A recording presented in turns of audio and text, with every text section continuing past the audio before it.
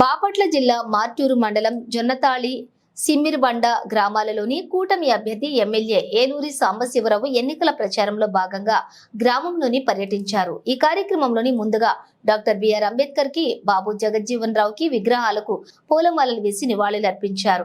అనంతరం గ్రామాలలో ఎన్నికల ప్రచారం కార్యక్రమంలోని ఏలూరి సాంబశివరావు మాట్లాడుతూ వైసీపీ చాతగాని పాలనతోటి ప్రజలను సర్వనాశనం చేసిందని, రాబోయే ఎలక్షన్లలో తెలుగుదేశం పార్టీ జాతీయ అధ్యక్షులు నారా చంద్రబాబు నాయుడిని గెలిపించుకుంటే రాష్ట్రం బాగుపడుతుందని, జగన్మోహన్ రెడ్డి రాష్ట్రాన్ని సర్వనాశనం చేశాడని ఆయన మాట్లాడారు. ఈ కార్యక్రమంలోని తెలుగుదేశం పార్టీ, బీజేపీ, జనసేన నాయకులు, కార్యకర్తలు తదితరులు పాల్గొన్నారు.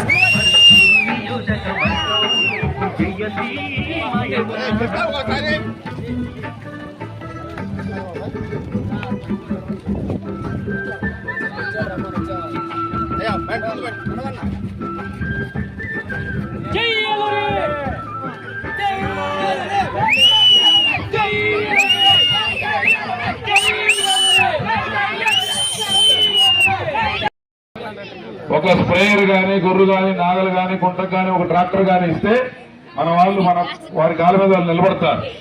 10 రూపాయల ఆదాయం వాటి ద్వారా కూడా వస్తుంది. కాబట్టి అవన్నీ ఇప్పుడు లేవు. మనం వచ్చాక, మన ప్రభుత్వం వచ్చాక అవన్నీ చేసుకుంటామని చెప్పి ఈ సందర్భంగా తెలియజేస్తా ఉన్నా. అలాగే ప్రతి రైతుకి 20,000 రూపాయలు ప్రతి సంవత్సరం పెట్టుబడి సహాయం కూడా చేయడం జరుగుతుంది. ఇవన్నీ కాకుండా 3 విషయాలు. ఒకటి, కరెంటు బిల్లులు 8 సార్లు పెంచారు.